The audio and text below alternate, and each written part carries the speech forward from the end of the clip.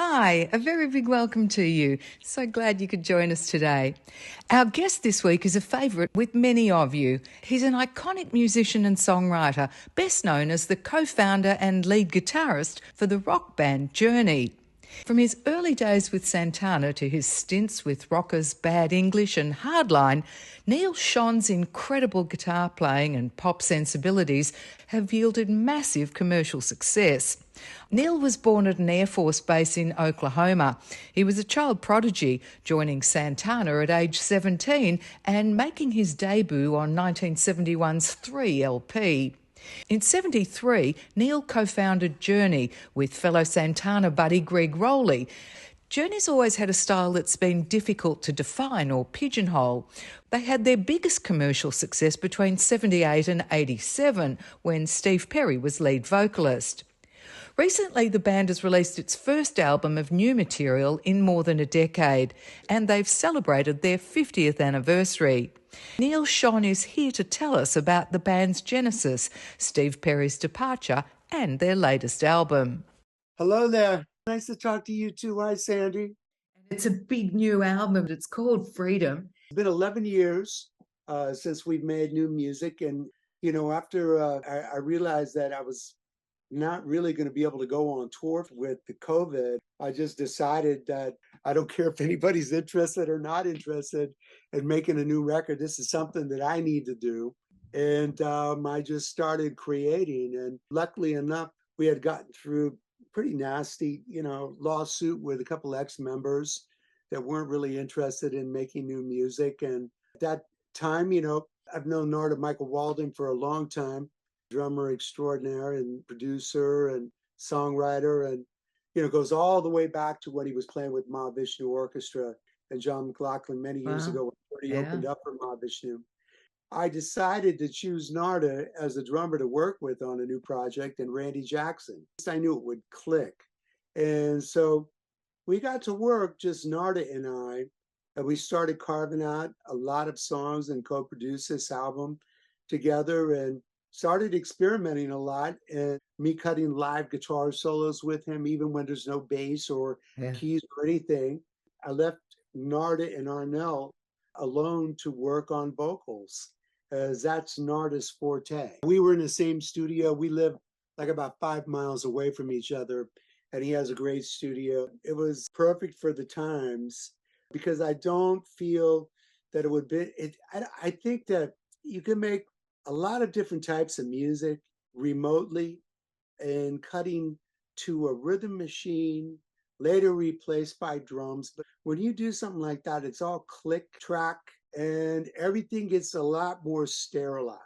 And for rock and roll, I was just like, it doesn't really have a place in my mind. You need that kind of winging it, like a song like Rain, Let It Rain, or Beautiful As You Are in the end after the drum solo. All that was like just loose chaos of him and I going at it. Freelance, like the real bands used to do that I used to go see when I was a kid. My favorite bands, from the UK, whether it was The Who or Zeppelin or Hendrix or Cream or Jeff Beck and Rod Stewart, they were all doing it. Nothing was ever the same night to night. So I was like, why can't you make a record like that? If you have to use Pro Tools, later use it to chop it down to make sense, like they used to cut the 2-inch tape, like Queen did. Many stories I heard. Thomas Baker about cutting the 2-inch tape, everybody having a heart attack. I remember those days well. Yeah, there was an engineer that we worked with who was no longer here, and he was a wild Englishman. And he used to be juiced out of his head and gacked out of his head. And he would hold up the 2-inch tape like this with a razor blade, the master, and he'd go like that in the air. And everyone's hearts would drop. And then he'd put it together and it would be perfect. I'm like, it had to be some kind of good trick, but I swear to God, I watched him do it about 3 times and I never saw him pick up another piece of tape. Neal, when you were little, was it the bands from the UK that you admired most? When I was growing up, when I was very little, my folks were both musical. My father was a big band leader. My mom was a singer, like in a big band in the Air Force. That's where I was born. And so as a child growing up, there was always music around the house, or they were rehearsing in the house, playing a lot of standards like Ellis, Count Basie, Duke Ellington, Ellis Fitzgerald, Miles Davis, all the greatest jazz Uh-huh. musicians, Stan Getz, my Yeah. dad, So my ear got trained in music as a child, even before I started playing instruments. And I could differentiate what was what, who was playing, who was singing. And, my dad played woodwind instruments. And so he taught me how to play some woodwind instruments. And I became kind of bored with that. Wasn't really my thing. And started messing around with piano a little bit. That never really stuck. When I heard the twang of electric guitar when I was about 9 years old, I got interested in playing guitar, and it was really, I think, the Beatles first. My father bought me my first, rock and roll record, and it was Rubber Soul. I listened to that album. I thought it was a really cool album and very musical. You mentioned earlier that it was the sounds of The Who and Jeff Beck and the like that were really smashing you at the time when you were growing up. Right. So, I started playing at 10. Whatever got me started, got me started. By the time I was 12, I was really deep into the blues, and I was listening to my favorite Black artists. It was, Albert King, B.B. King, who I later got to play with and meet, and Buddy Guy, Michael Bloomfield from San Francisco played with Yeah. Electric Flag, and Paul Butterfield Blues Band. And anyone else, that I felt was a good blues guitarist. But those were the main guys I learned to play from, and those were my roots. After I had learned a lot of that note for note off of records, then the British invasion came in. And so then I started, learning Jimmy's Page's style and Jimi Hendrix style and Eric Clapton's style and Jimmy Page's style of their interpretation of the Black blues, and that's what I became at that time. Before I started Santana, I was kind of like a kid that was making Cajun soup, and I kind of put it all in a pot and mixed it up, and that's what came out of me. Neal's love for music wasn't just a hobby, it was an obsession. He practiced relentlessly, soaking up all the sounds around him. While he idolised those guitar gods like Eric Clapton, Jimi Hendrix and B.B. King, he didn't just mimic them, he made their techniques his own. So much so that by the time he was in his early teens, he was already getting noticed by local musicians for his blistering technique and soulful phrasing. When Neal was just 15, he was invited to audition for Eric Clapton's new project, Derek and the Dominoes. But fate had other plans. Around the same time, Carlos Santana, who was already a legend with hits like Black Magic Woman, also wanted to jam with the teenage prodigy. How'd you get to be hired by Santana? I was out and I was playing a lot, out and about in clubs, and managed to meet a lot of club owners that would allow me in, being so underaged, and it was like illegal for me to be in there, but they allowed me to come in and just play and then out the back door. Don't drink water, don't drink anything, just come in and play and get off. Yeah, and so that's how I met the two, Santana guys. Was Greg Raleigh and Michael Shreve came in to see me playing in a little club in the peninsula. And they asked you to join the band. Well, what happened is I was playing with another band that night. Band There was one of the bigger bands in the peninsula, and they stayed around afterwards. And the club owner allowed everybody to stay afterwards. He, had everybody ushered out the door except for us, the band, and Greg Raleigh and Michael Shreve. And we ended up jamming to the wee hours of the morning. And I became very good friends with Greg Raleigh. He used to pick me up at high school, and I'd cut and I'd go hang out with him and Amazing. go play music at his father's house. And it just evolved. Right. So, I mean, he Yeah. obviously recognised your super talent and took you under his wing. Yeah, exactly. Tell me about how you got Journey together in the first place. That was, what year was that, 1973? Well, it really took form right before, 73. It was like still 72, the middle of 72, the Santana band had disbanded at that time. I'd made two records with them. I did Santana 3 and Caravan Sarai. And then, there was musical differences and people were having issues with each other and it just kind of fell apart. Long story short, the classic lineup of Santana splintered because the members wanted different things musically.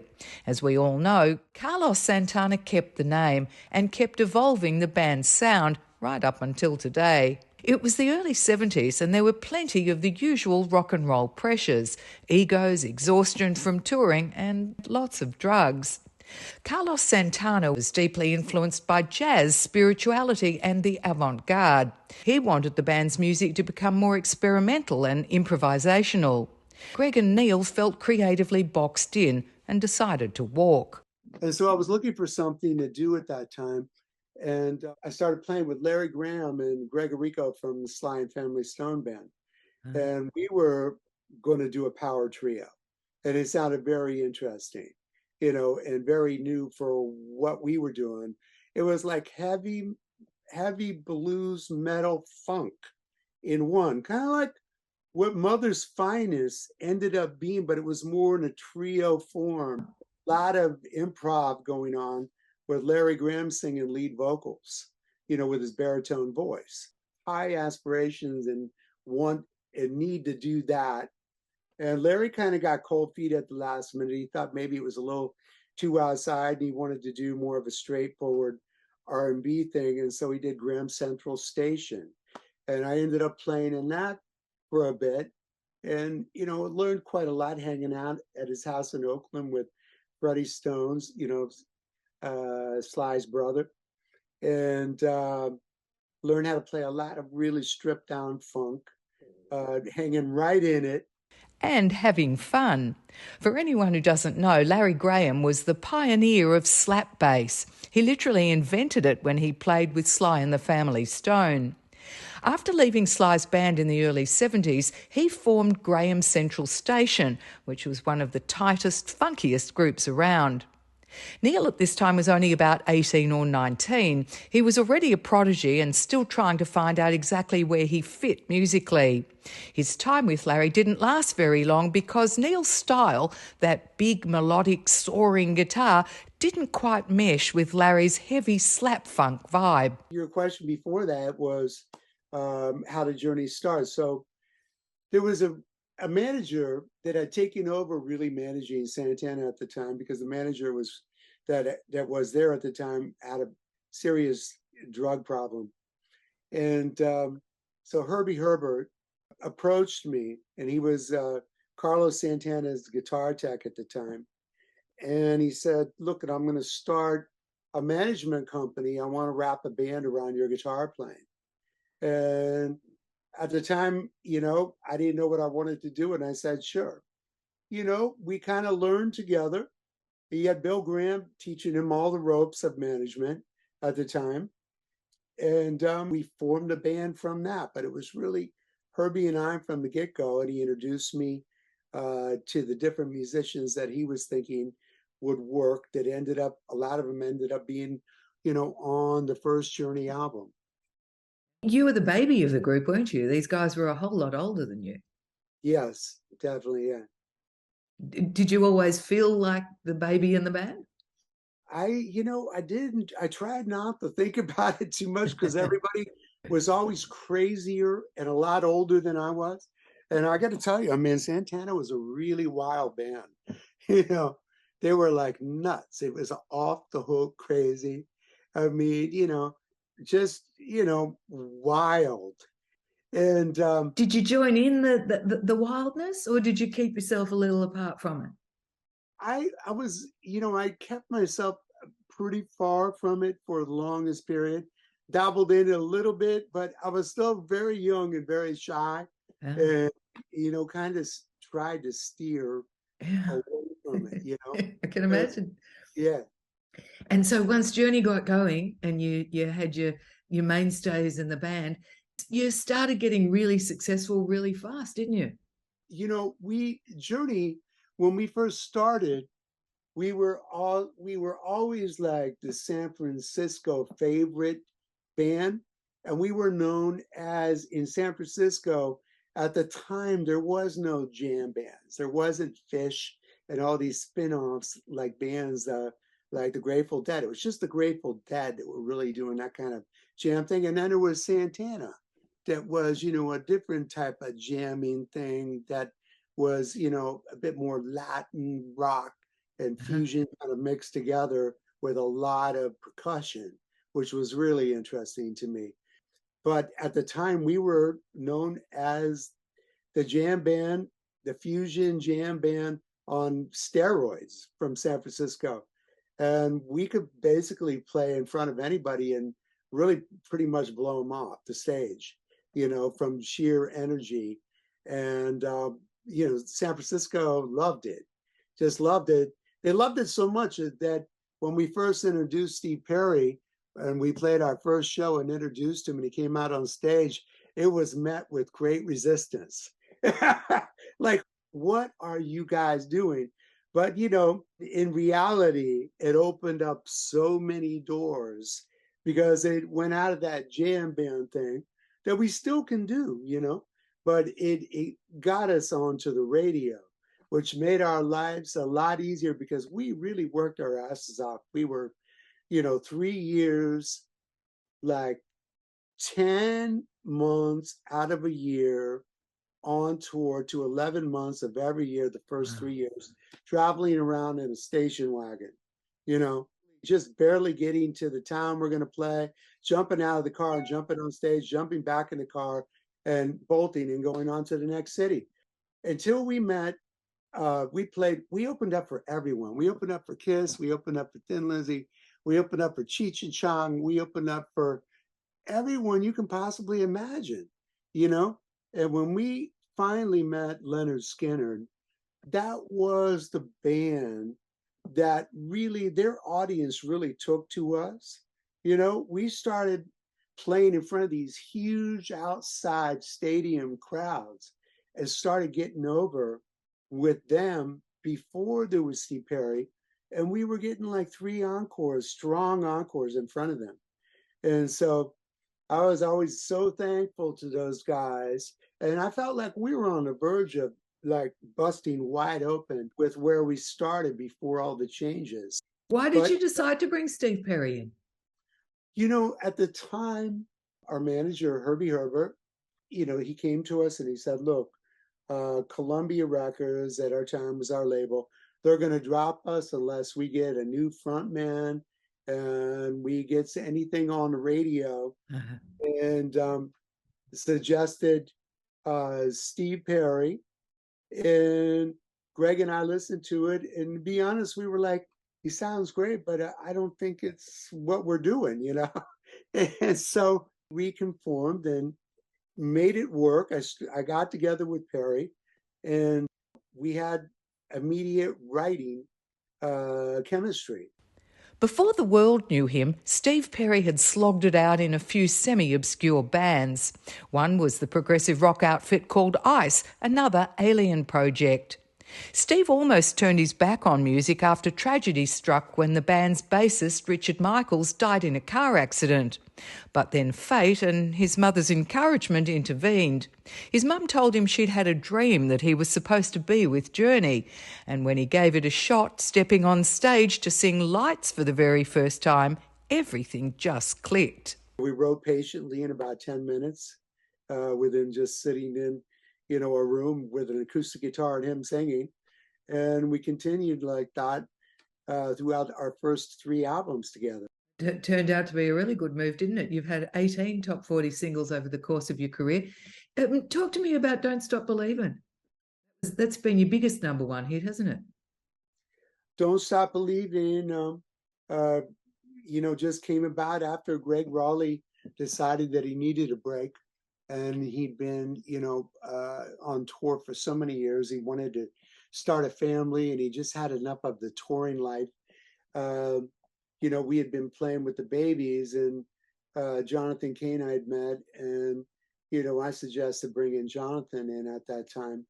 uh, because I felt that he was a good keyboard player and he also played guitar. Had not written with him yet, but was one of the songs that we wrote together when we got together and started compiling material for Escape. Journey's Escape is one of those records that doesn't just sit on the shelf, it defines an era. Released in 1981, it was the band's seventh studio album and the first with new keyboardist Jonathan Cain. Adding Jonathan was a game changer. He'd come from the Babies, where he'd worked with John Waite, but his real superpower was songwriting. Jonathan plugged right into the Steve Perry Neal Schon creative pipeline and gave the band a fresh spark. Escape was packed with radio-ready hits that blended rock edge with glossy production, a formula that defined 80s arena rock. The album went straight to number one on the charts. It sold over 12 million copies in the US alone and still sells today. How did it feel that just exploded? It wasn't a surprise to me because I felt at the time when I heard the song, I felt that it was going to be much bigger than it actually became at the time when it was first released. And so I thought it was one of the best songs on our album and that it would be the biggest immediately. And it wasn't until many years later. But now it is. And so, I guess I was ahead of time. I don't know. It's just made a whole comeback, hasn't it? Yeah. Never really went away. It's always been a hit when we play it live, like a lot of our tunes. Don't Stop Believin' is arguably more famous now than it was in 1981. In the early 2000s, it got a huge boost thanks to The Sopranos finale. Then Glee made it a TV anthem again in 2009. The song also became the most downloaded digital song of the 20th century. It's now a karaoke classic, a stadium sing-along and a wedding closer. It's the song you shout at the top of your lungs when you need to believe in something. There were a number of lineup changes. You started collaborating with people like our very own Jimmy Barnes, with Michael Bolton and as you mentioned, John Waite from the Babies. That brought about a whole lot of hit stuff too, didn't it? Absolutely. They were all great collaborations. The one with Jimmy Barnes was especially great. I loved working with Jimmy, and there's many songs off that album that I played on, Freight Train Heart, that became a classic album for him. And Too Much Love Ain't Enough.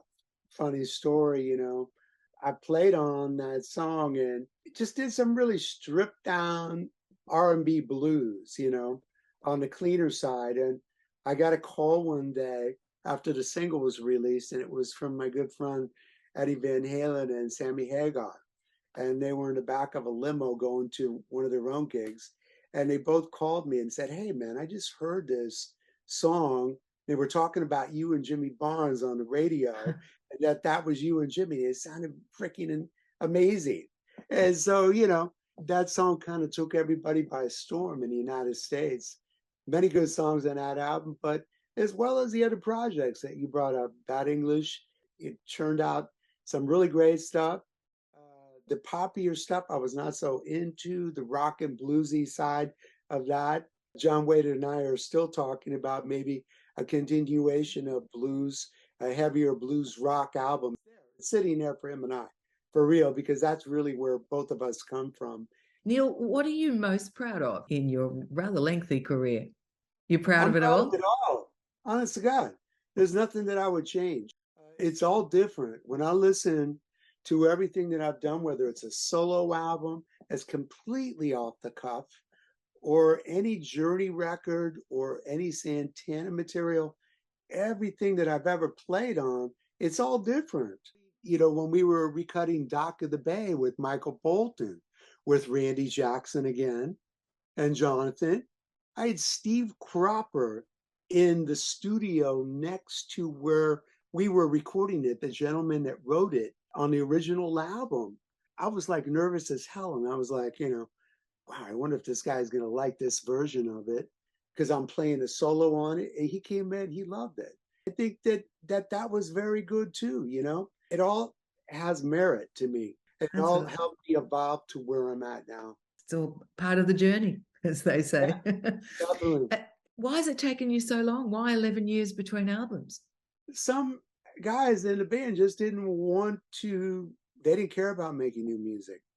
Most of them are gone now. It's just a factor of laziness and just being set in your laurels of like relying on what you've already done. Sure, a band of our stature that's had the success and sold 100 million records, you can do nothing but play that catalog for the rest of your life. But you know what? I consider myself a true musician. And so I always need to be moving forward, regardless of what type of music it is. There's only two types of music to me. It's good and bad. And it doesn't matter if it's journey, doesn't matter if it's like really avant-garde jazz, doesn't matter if it's blues, whatever it is, it's either good or bad. And I have all that stuff in me that can come out at any moment. So I always need to move forward. Well, we're very glad you did because this new album is really great. It's called Freedom. It's, as you said, the first one that you've released in 11 years. You've played guitar on it, you've written on it, and you've produced it. Tell me a little bit about your favorite tracks. Oh, wow. I love this whole album just as a statement. What's it saying I as a love statement? the statement is that there was nothing in mind going in except trying to make good music. And my statement was that I wanted to encompass everything from the beginning of Journey for myself, because it'll be my 50th anniversary, to now, where I've come as a musician. And I think there's bits and elements of everything we just spoke about, regardless of what artist. There's some bluesy rocking stuff. There's some funky, filthy, funky, like hard rocking stuff that we've never done before. And then there's some ballads that start off like very soft, but end up completely ballistic, like Who-ish, with the looseness of, Electric Ladyland, Jimi Hendrix, or The Who, like a song like Beautiful As You Are that ends up the album. I wrote those bits in pieces. It became like a suite, but I wrote the first bit first, the second rocking bit second, and then I said no to play a drum solo. And then I kind of just winged it with him, and I take it out in the chorus and wrote the bass to go with the guitar later. Kind of like what I saw with Townsend and the Who, that Yeah. nothing was locked down and set in stone when we recorded this album, because it was just guitar and drums. And then I played the bass later, and then Randy later played a lot of the parts that I created, but played it better. So, do you want people to listen to it in the order that it's put down? Absolutely. That I think well, you can listen into whatever order you choose. I actually had a different order that I initially came up with, and it was much harder hitting from the get-go. I wanted to come with more of the baseball bat upside the head from the get-go, because, I wanted to start out with Holding On, because I felt like it was so off the wall that people would hear it and go, wow, that's interesting. That's a Journey record. And they want to hear the rest of it. But bands are about compromise. Jonathan wanted to come from more of a familiar place, like Don't Stop Believing started Escape. That's what happened. It's a little difficult to categorize Journey these days as a result of this new album, isn't it? We can't pigeonhole you anymore. You've kind of exploded outside of the four walls. I don't think that we've ever been able to pigeonhole, it's something I think that critics didn't like about us, that they couldn't put their finger on it and say, they're just doing this, it's been done, blah, blah, blah, blah, blah. Instead, they kind of tried, and they did pigeonhole us as being a soft rock act. And we're like everything but, that live.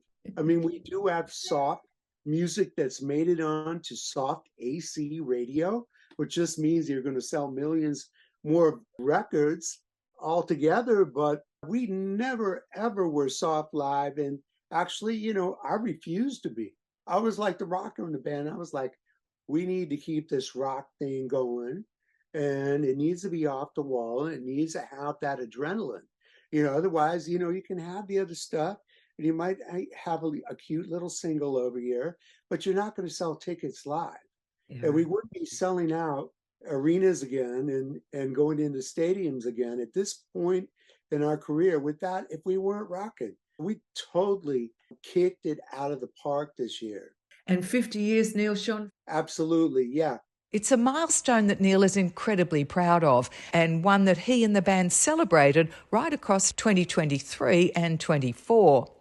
They hit the road with a vigorous touring schedule and are still performing their Freedom 2025 shows across the globe today. Needless to say, they're being received with open arms wherever they go. Neal Schon, great chatting with you. Thanks for your time, and congratulations on the album and your 50 years of music. You're an awesome musician. Thank you, Sandy. Appreciate it.